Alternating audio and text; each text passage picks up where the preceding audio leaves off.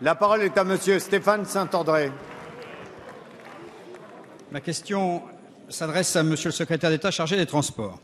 Monsieur le ministre, la réalisation du canal Seine-Nord-Europe est un enjeu majeur pour tout le Grand Nord de la France. Ce grand chantier, qui générera 10 000 emplois durant sa réalisation et 50 000 à terme, est porteur d'espoir pour ces territoires durement frappés par la crise économique.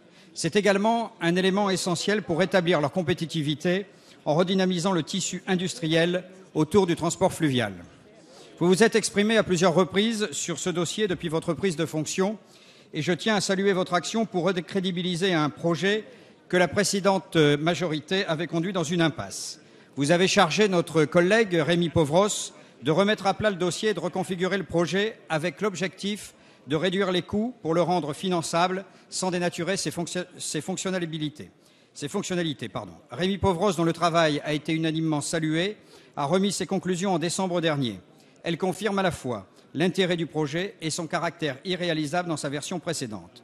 Vous avez décidé sur ces bases des orientations claires pour recréer les conditions du succès, reprendre le projet technique acté en 2008 pour optimiser les coûts, mobiliser au maximum l'Union européenne à son financement, passant de 6% à 40%, avancer sur les opérations connexes dans les bassins de l'Oise, de la Seine et du Nord-Pas-de-Calais.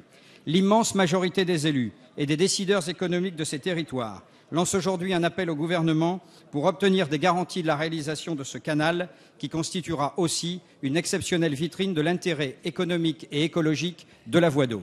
L'établissement public VNF est prêt.